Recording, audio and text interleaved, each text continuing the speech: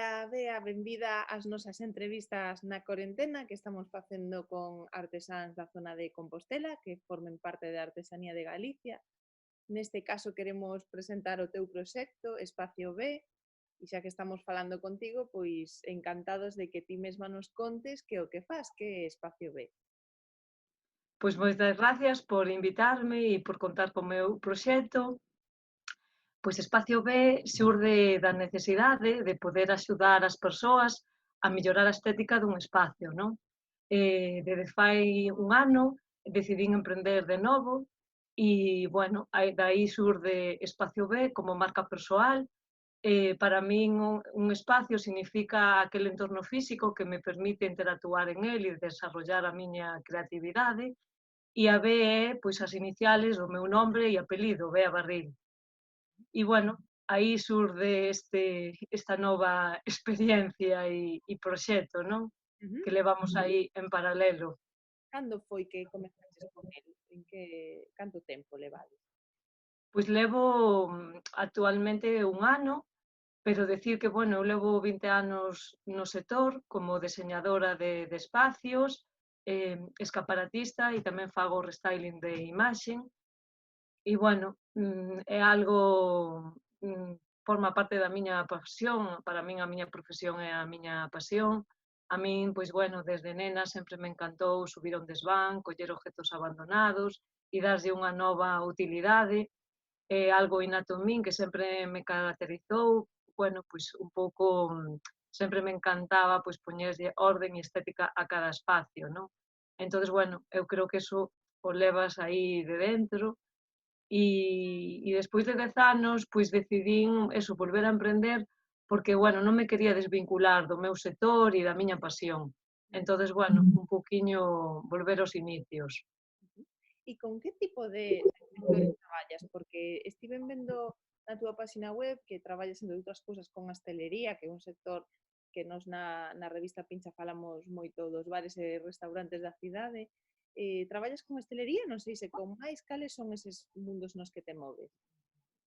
Pois, bueno, sí traballo con hostelería, lógicamente, por locales que xa deseñei relacionados pois co sector, como o Wonderclife en Santiago, que é recente, pero, bueno, decir que o ámbito do diseño abarca moitos sectores. Entonces, bueno, deseño se aplica a calquer espacio, a calquer proxecto. Entonces eu colaboro un pouco con todos os gremios, tanto o comercial, tamén traballo moito con particulares, para un pouco mellorar a estética dunha vivenda na que queren vivir, ou incluso cando queres alquilar ou vender un espacio, que aí aplico pois a técnica do home staging, que é un pouco a mezcla de interiorismo e marketing inmobiliario, que non ven a ser máis que a posta en escena de espacios, non?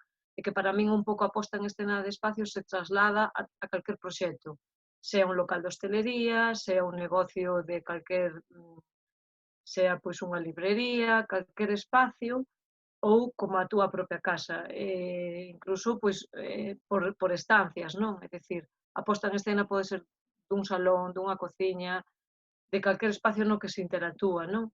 Ao mesmo tempo que dun escaparate, non? Entonces, bueno, para min non teño ningún sector, non estou especializada en ningún sector.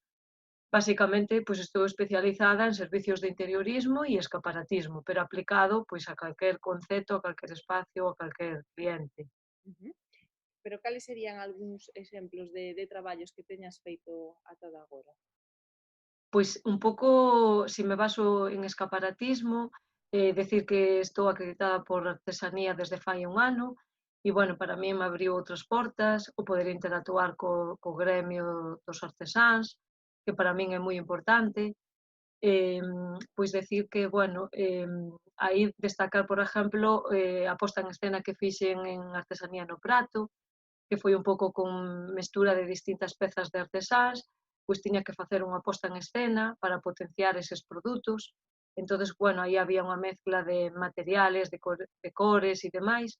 Entonces, un pouco o que busquei é buscar un atrezo común e, sobre todo, na temática, como era a artesanía no prato, pois me basei en legumbres e en verduras e hortalizas todo fresco. Entonces, intentei eso, pois, facer unha posta en escena común.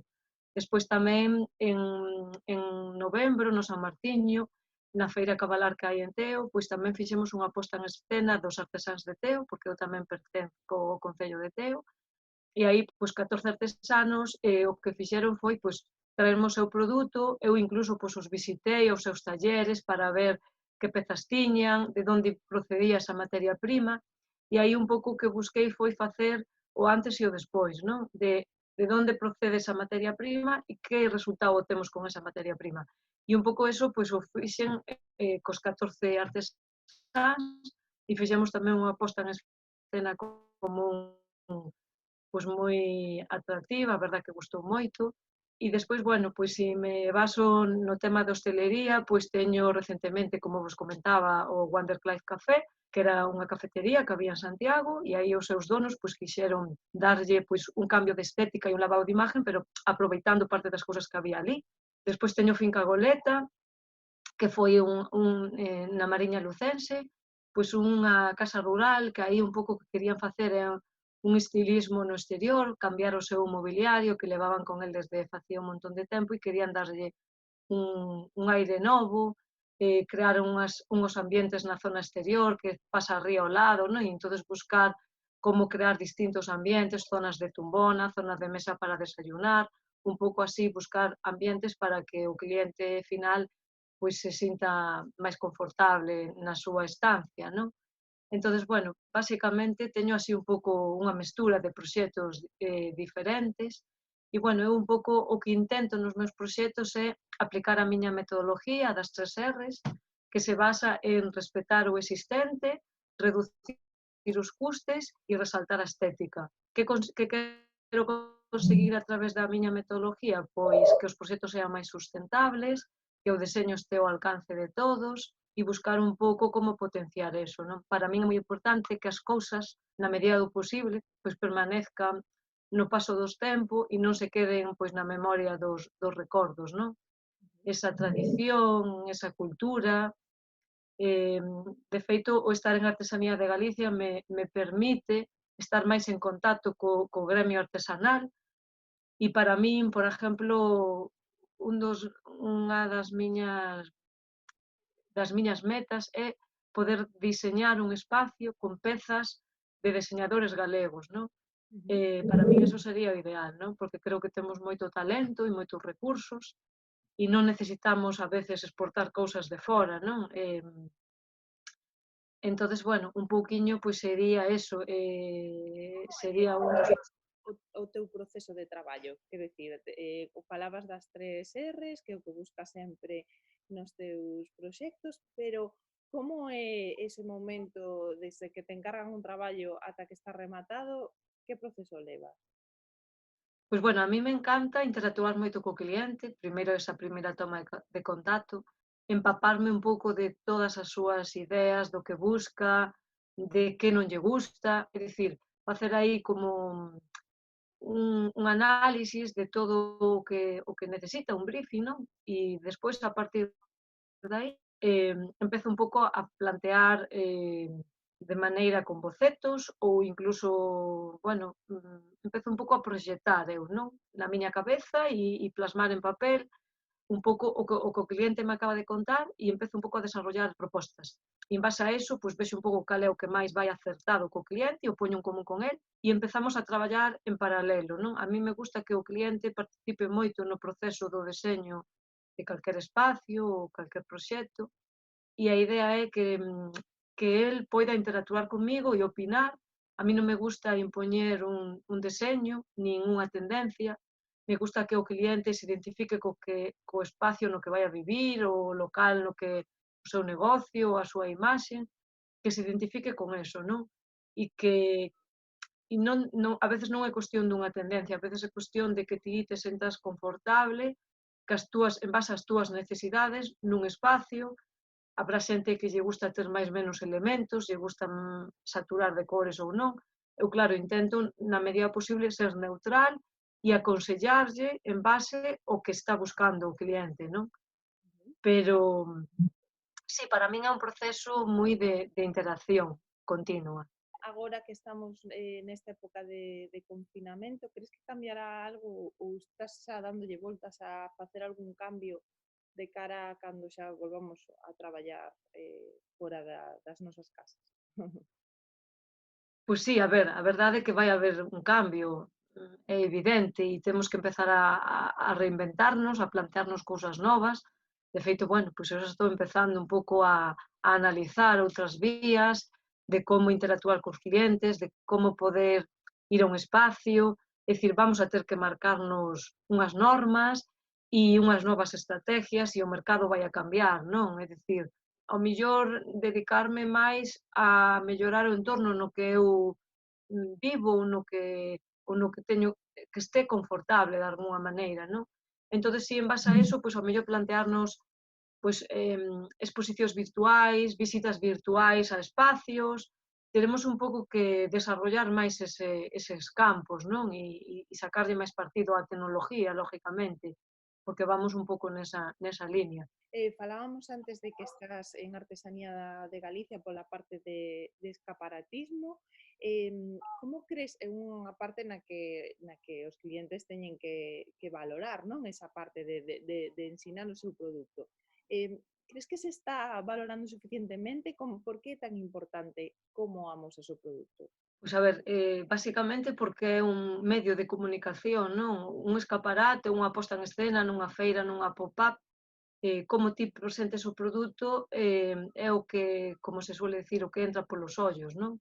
Entón, se ese primer impacto ten un resultado, pois ti vas a conseguir o teu objetivo. Entón, é moi importante mimar eso. A ver, a veces os artesáns ou calquer diseñador se basa moito en como nesa peza, porque é o que controla ese o sector, pero logo non teñen a capacidade de como expoñelo ou como explotalo, non? Entonces, para eso, bueno, pues estamos os profesionais que estamos especializados nese campo, como en todos os sectores, non? Para cada gremio hai as súas especialidades.